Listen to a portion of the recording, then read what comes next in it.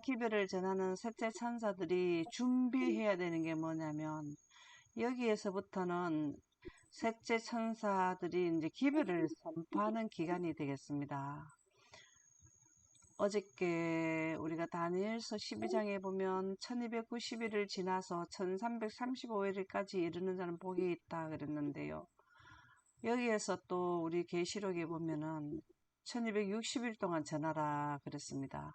그래서 1260일 동안 전하면 1290일에서 1260일을 빼면 30일이 남아요. 미국에서 일요일 휴업령이 내리고 난 뒤에 한 30일 동안, 한 달 동안은 늦은 비 성령을 받고, 계시록 8장 2절에서 6절의 내용이 어저께 우리가 말씀을 함께 나누었습니다. 늦은 비 성령을 받고 이제 셋째 천사 기별을 선포하게 된다는 말씀을 드렸고, 오늘은 이 6천년 역사 중에서 또 서기 전 4천년과 서기 후 2천년, 6천년이 나눠지고, 지구는 원래 7천년의 역사인데 인류 역사는 6천년까지고 한계는 7천년까지다. 그런데 이 1300주야 기간에는 연일 계산법이 적용이 되었어요. 연일 예언과 기간 예언과 연일 계산법이 적용에 대해서 우리가 지금 살펴볼 건데요. 이 1300주야 끝나는 시점까지는 1일을 1년으로 하는 법, 이게 연일 계산법이고요. 2300주야 끝나고 나면은 새천사 기별이 나온 시점, 새천사 기별 1844년부터는 그대로 문자 그대로 하게 된다라는 내용을 오늘 공부하도록 하겠습니다. 다니엘서 8장 13절에서 14절 내용의 말씀 한번 읽어보실래요? 을레강변 2300주야 계시.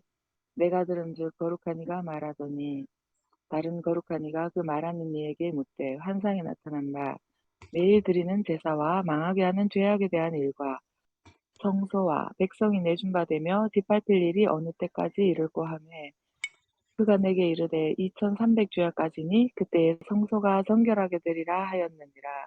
예, 우리가 매일 드리는 제사에 대한 단어가 나온 거는 몇 번 나올까요? 매일 드리는 제사라는 단어가 나온 게 다니엘 8장이 나오네요. 그죠? 그 다음에 또 다니엘 어디에 나오던가요? 12장이 나오고, 그쵸? 그래서 우리가 이 두 번 나오는 이 내용은 매일 드리는 제사 첫 번째 나오는 거는 뭐로 보시면 되냐면은 중세교권으로 보시면 됩니다. 중세교권. 중세교권이 쓰고 말세교권이 쓰는 두 번 나오는 걸로 생각하시면 된다 그 말이에요. 그래서 여기에 보면은 매일 드리는 제사와 망하게 하는 제약에 대한 일과 성소와 백성이 내준 바 되며 짓밟힌 일이 어느 때까지 이를꼬 하매 그가 내게 이르되 2300주야까지니 이렇게 나오죠. 그죠? 그러면은 그때의 성소가 정결하게 되리라 하였느니라. 2300주야까지니 하는 매일 드리는 제사는 말세교권일까요? 중세교권일까요? 까지니 이 안에 들어오는 미운 물건이 매일 드리는 제사, 이 내용은 두 번 나오는데요. 이 8장에 나오는 그 내용으로 봐서는 2300주야 까지니 하는 거는 이전이죠. 이전 1844년 이전에 세워지는 걸 말하는 거잖아요. 제가 드리는 말씀이 무슨 말씀인지 이해됩니까? 네.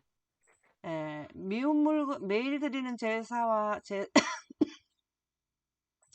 매일 드리는 제사라는 말은 일요일 휴업령하고 관계되고 로마가 예루살렘을 그 뭐합니까? 침범하는 거 이런 것은 다 그 사단의 공격을 의미하는데 여기에서 매일 드리는 제사가 나오는 이 다니엘서 8장에 나오는 말씀은 말세 교권에 일요일 휴업령을 내리려 하면 어떤 단체가 있어야 되잖아요. 어떤 그 행사할 수 있는 권력 그 국가가 있어야 되지 않나요? 그죠? 그러면은 그 국가의 그 저기 뭐고 최고 지도자도 있어야 되고 국가라는 게 있어야 되잖아요. 그래야 권력을 행사하잖아요. 그죠? AD 538년에 다니엘서 8장 13절에서 14절에 말씀하시는 매일 드리는 제사 이 내용은 중세교권을 의미한다 이 말입니다. 바티칸이 설립이 언제 됐냐면 538년에 되었다 그 말이에요. 그래서 종교 암흑 시대를 거쳐서 그 중세교권이 그 뭐랍니까 교황이 프랑스 혁명에 의해서 감옥에 갇히는 때가 1798년 힘을 잃어버린데 다시 회복이 되어 가지고 말세 교권을 행하게 되잖아요. 그래서 다니엘서 8장 13절 14절은 2300주야까지니 2300주야가 끝나면 성소가 정결하게 되리라는 것은 성소가 정결하게 되리라는 말은 무슨 말일까요? 조사 심판이 들어간다 이 말이죠. 그죠? 그걸로 봐서는 매일 드리는 제사가 2번 나온다 이 말이에요. 2번.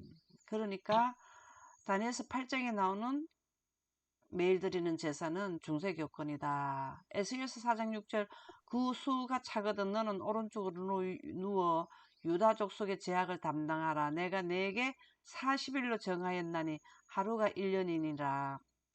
이때는 다니엘서 8장 요 2300주야 끝나기 전까지는 1일을 1년으로 계산을 해야 된다 이 말입니다. 2300주야가 2300년이 된다 이 말이죠.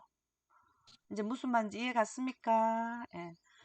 그래서 예언 연구에 있어서 연일 계산법을 사용할 때도 있고 문자 그대로 사용하기도 한다. 1260일 같은 숫자는 긴 예언인 2300주야에도 사용되고 2300주야 후인 마지막 시대의 짧은 예언에도 쓰이기 때문에 문자 그대로 사용되고 하루는 1년으로도 사용한다.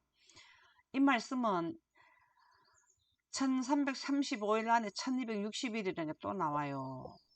여기에도 1260년이 나온단 말이에요. 여기는 1260이라는 말이 나오는 여기에는 1일을 1년으로 계산하고 1335일에 나오는 1260일은 이게 바로 뭐냐면은 하루를 그냥 문자 그대로 사용해야 된다. 말씀드린 내용이 이해됐습니까? 이해됐나요? 설명을 더 드려야 되나요? 넘어갈까요? 네. 네. 그러면 중세교권부터 한번 살펴보도록 하겠습니다. 중세교권이 세운 우상예언은 연일 원칙을 적용이 되어야 한다. 다니엘서 7장 8절 한번 읽어보실까요?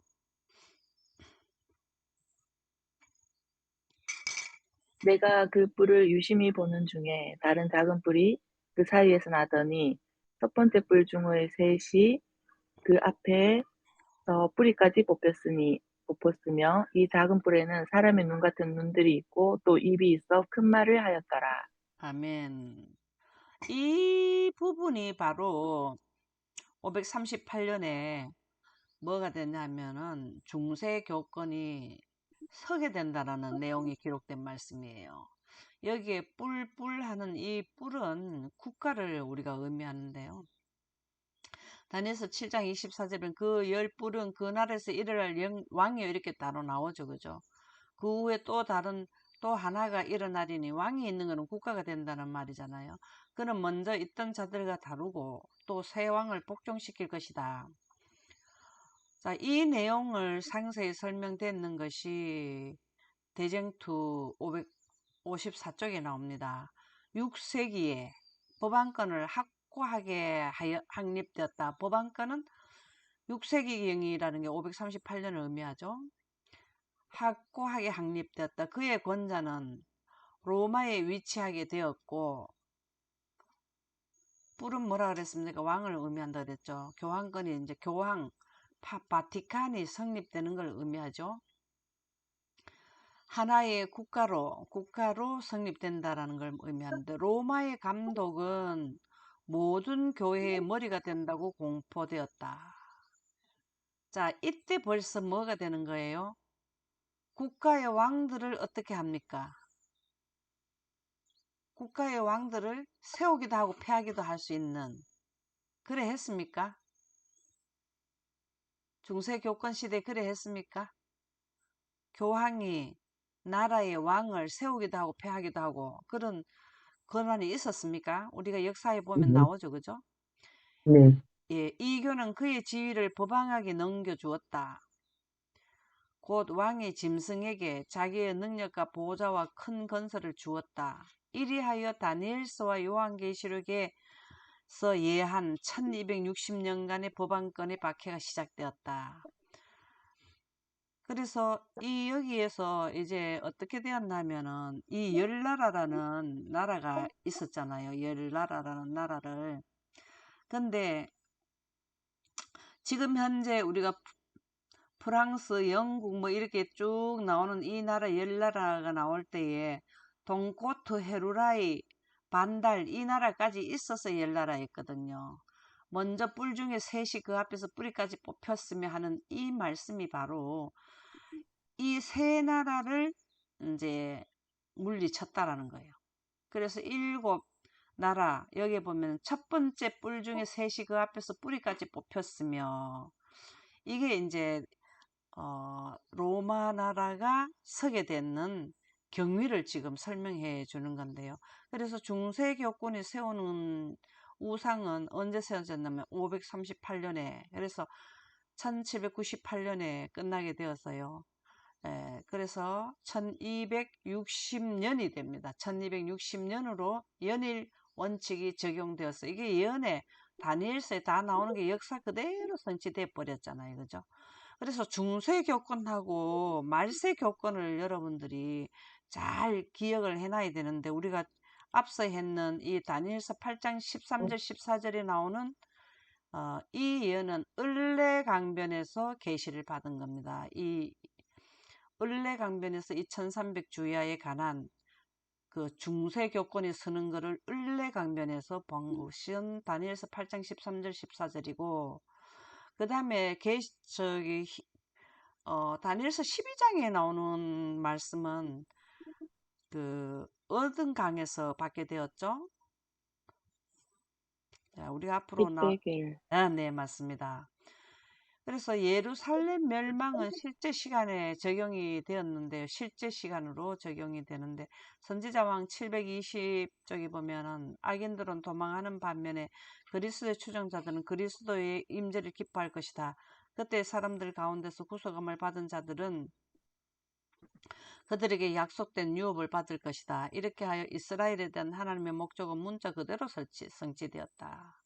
문자 그대로 될 때가 있고, 예언은 하루를 1년으로 할 때가 있고 그래요. 여기에 보면은 이 말씀은 무슨 말씀인가 하면은 예루살렘 포위를 의미하는데, 마태복음 24장 15절에서 16절에 보면은 예루살렘 멸망을 두 가지 의미로 주었죠. 두 가지 교훈이 있죠. 그죠? 맞습니까? 예수님이 예언을 하실 때 두 가지 의미로 주셨죠. 제자들에게. 한 번은 그대로 실질적으로 예루살렘 멸망이 되는 실제적인 거를 또 해주셨고, 이 부분이 나중에는 뭐가 되는 거예요? 마지막 때. 아멘입니다. 마지막에 셋째 천사 기별에 해당되는 거예요. 셋째 천사 기별이 1291절 1335일 이렇게 되잖아요. 그래서 3년 반의 복음을 전파하고, 그리고 그거랑 동일하게 되는데요. 너무나 중요하게도 예수님의 말씀은 문자 그대로 성취가 되었어요. 우리가 1일을 1년으로 계산하는 법이 있고, 1일을 또 문자 그대로 날짜 그대로 치는 때가 있다 이 말입니다. 그러므로 너희가 선지자 다니엘이 말한 바 멸망에 가정한 것이 거룩한 곳에 선 것을 보거든 그때 유대에 있는 자들은 산으로 도망할지어다. 자, 여기에서도 두 가지 의미가 있죠. 여기에서도 다니엘이 말한 바, 이거는 실질적으로 다니엘이 말한 바, 여기는 다니엘서 8장, 그죠? 8장에 대한 미운 물건과, 그 다음에 또 다니엘 12장에 나오는 미운 물건이 있었대. 이게 두 가지가 다 포함되는 거잖아요. 그죠? 왜 그러냐면은, 실질적으로, 뭡니까? 요 로마 군대가 이스라엘 예루살렘을 포위했는 게 실질적으로 언제 했냐면 1차 포위가 서기 66년 9월달 수장절에 포위를 했고, 딱 3년 반 후에 뭘 했냐면은 70년 4월 14일 2차 포위를 해가지고 완전 파멸은 70년도 9월 8일이에요.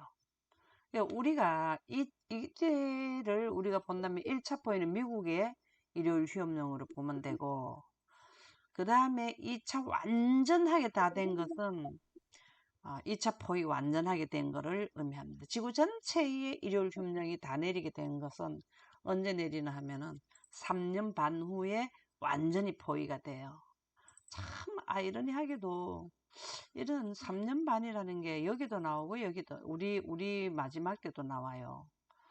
그래서 완전히 멸망될 때는 70년도 9월 8일이잖아요. 그죠? 약 5개월 뒤네요. 그죠? 우리도 완전히 파괴될 때는 45일 뒤에 완전히 파괴되죠. 그렇습니까? 1291일 네, 지나서 1335일까지니까 45일이잖아요. 근데 여기를 네. 계산하면은 9월 8일에서 4월 14일을 빼보면은 여기에는 9에서 4를 빼면은 5개월 되는데 이건 보름이고 8일이니까 이거 빼면은 45일. 이게 진짜 이게 참 놀라울 만큼 우리가 꼭 이렇게 뭐 할 그거는 아니지만 사실 현실로 보면 그렇더라는 거예요. 참 우리 예루살렘 포위가 지구 멸망의 그 견법 모델이기 때문에 우리가 참고할 수는 있다라는 것이죠. 그래서 근데 이 1300주야 후의 사건은 뭘 해야 되냐면 연일 계산법을 하면 안 돼요.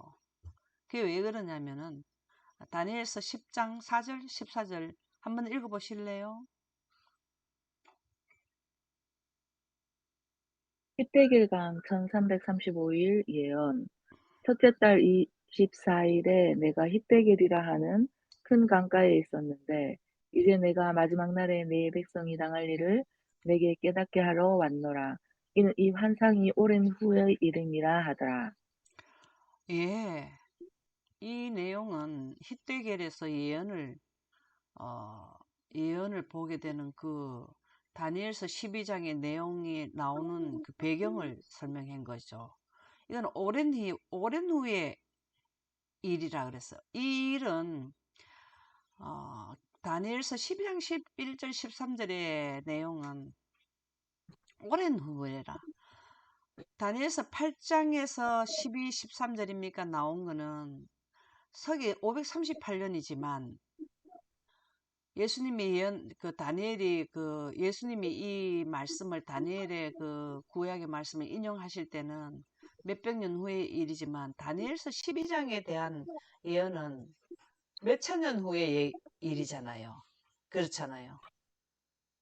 우리가 지금 24년도 아닙니까? 그죠? 예수님이 서기 31년까지 계시다가 가셨잖아요. 31년 전이니까 약 2000년 뒤의 일이잖아요. 그죠? 그래서 오랜 후에 있을 일이라. 이 말씀은 셋째 천사 기별은 아직까지도 선포되지 않았잖아요. 그렇죠? 실질적으로 그, 시한때가 오지 않았다 이 말이에요.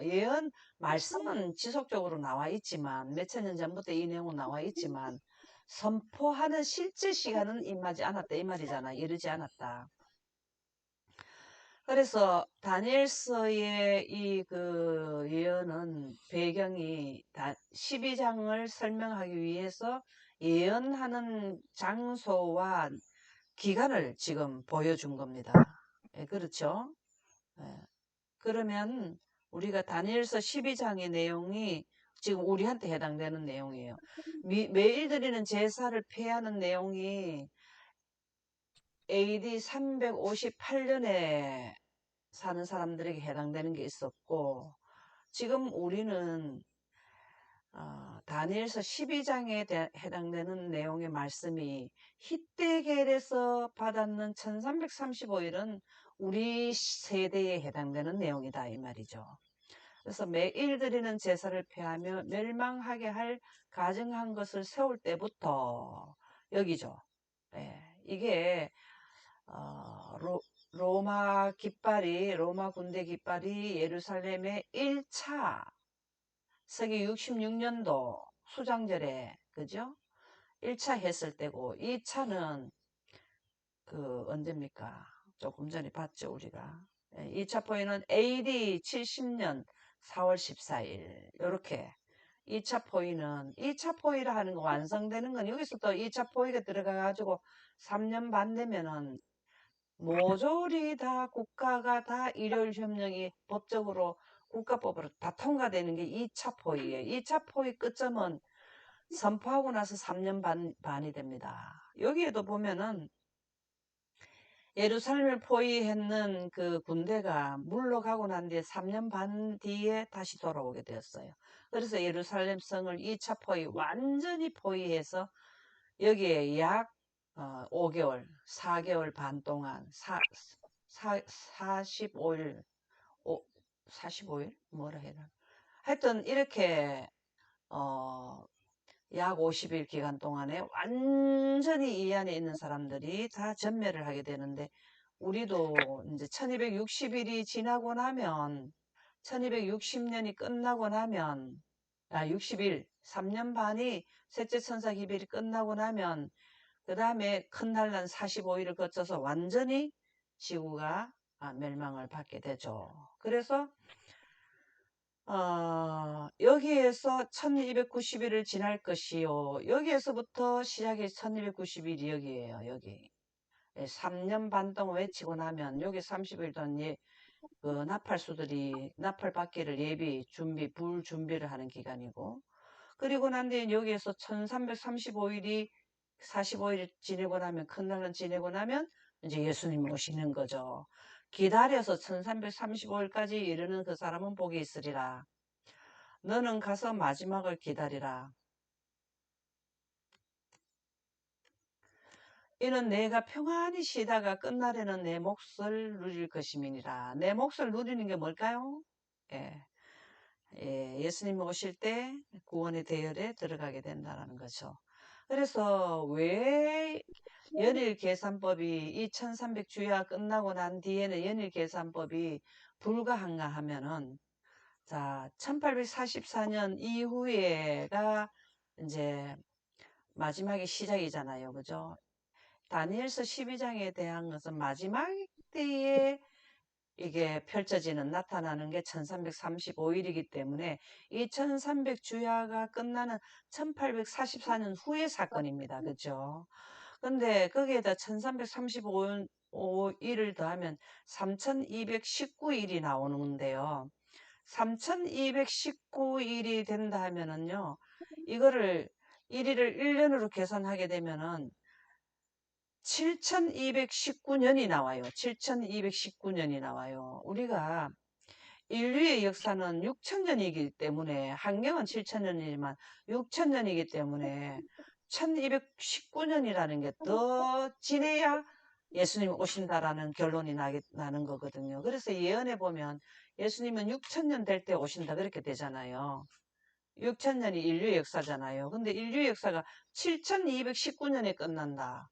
한경도 6000년이면 끝나는데, 이 계산을 보면은 분명히 일일은 문자 그대로 계산을 해야 되지, 연일 계산법을 하면 계산이 안 된다, 안 맞다, 불가하다라는 말씀이 되겠습니다. 이해 갔습니까? 네. 예.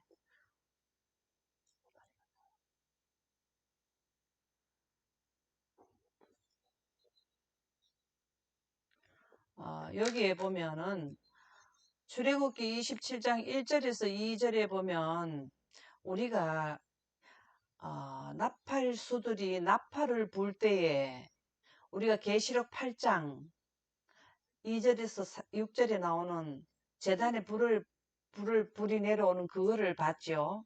그 늦은 빛 성령을 다시 말해서 여기에서 우리가 30일 동안 어떤 현상으로 우리가 늦은 빛을 받는지를 좀 더 상세하게 설명드리는 내용이 되겠습니다. 그러면은 그 내용을 보려면은 성막 제도를 통해서 보면은 성막에 보면은 제단에 불이 나옵니까? 예. 그래서 성령 받는 교훈을 우리가 살펴보도록 하겠습니다. 레위기 16장 12절에서 13절에 보면은 향로를 가져다가 여호와 앞 제단 위에서 피운 불을 그대로 채우고, 여기 향료가 나옵니까? 향로. 여기 향로가 나왔죠. 향로 나오죠. 네. 계시록 8장 2절에서 6절에 뭐가 나오던가요? 거기에도 뭐가 나오던가요? 향로가 나왔죠. 예, 우리가 어저께인가 우리 이 내용을 살펴봤는데요. 여기에 향로를 가져다가, 이 향로라는 거는 이 성막 안에 휘장이 있는데요. 휘장 바로 앞에 이 향로라는 게 있어요. 향로. 성막 안에 첫째 칸하고 둘째 칸하고 뭡니까? 선을 긋는 휘장이 있는데, 첫째 칸 휘장, 그러니까는 하나님의 두 번째 칸에 번제단하고 직결되는 지역에 뭐가 있냐면 향로가 있어요. 가져다가 향로를 여호와 앞 제단 위에서 피운 불을 그것을 채우고, 여기가 뭐냐 하면은 제단이에요. 제단. 이 조금 더 학대를 좀 해서 설명을 드리겠습니다. 왜 이 내용을 하냐면은 늦은 비를 받는 우리가 그 원리를 설명을 한 번 더 이해를 돕기 위해서 이 말씀을 드리는데요. 여기에서 향로를 가져다 여호와 앞 제단 위에서 피운 불을 그것에 채우고, 여기에 불을 가지고 향로를 채운다는 겁니다. 그래서 곱게 간 향기로운 향을 두 손에 채워 가지고 휘장 안에 들어가서 여호와 앞에서 분향하여 향연으로 정격의 위 속죄소를 가리게 할지니, 그리하면 그가 죽지 아니하리라.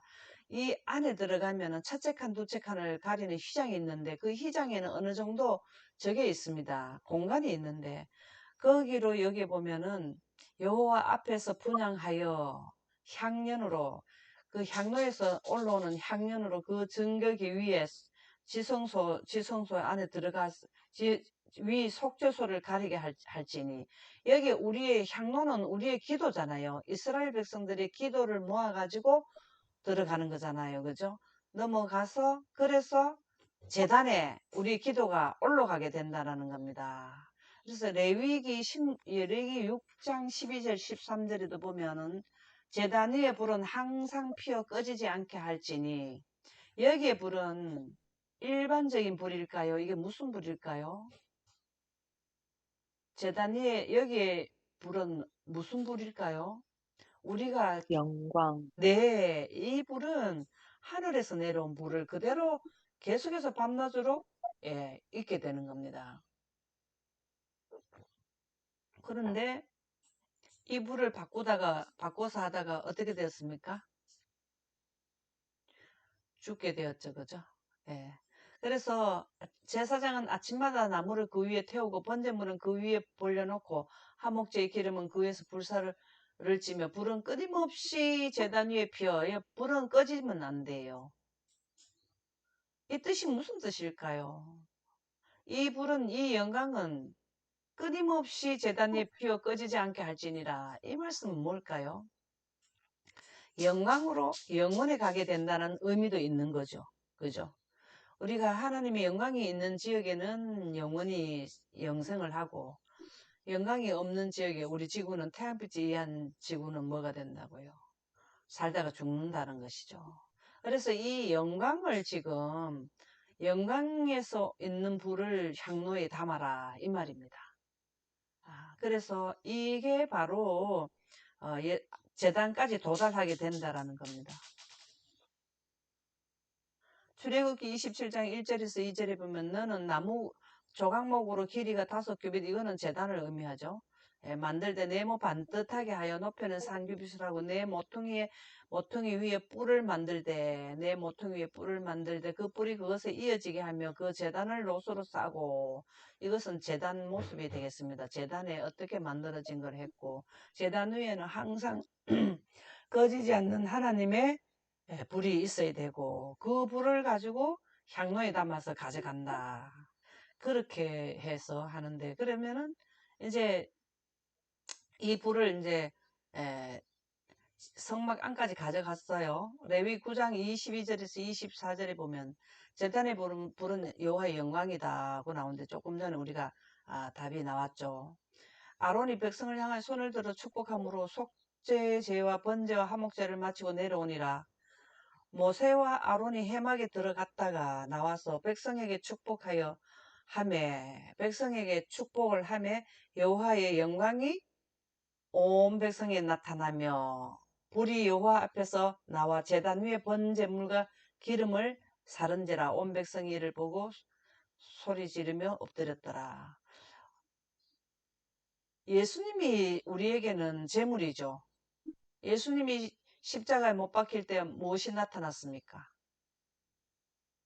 예수님 십자가에 못 박힐 때 승인해주는 표가 나왔는데 그게 뭐가 나타났습니까? 얼굴이 해와같이 빛났다 안 했습니까? 그죠? 영광이 나타났죠. 실제적인 제물도 그렇고 여기에 그 상징하는 번제단의 제물도 영광으로 살랐어요.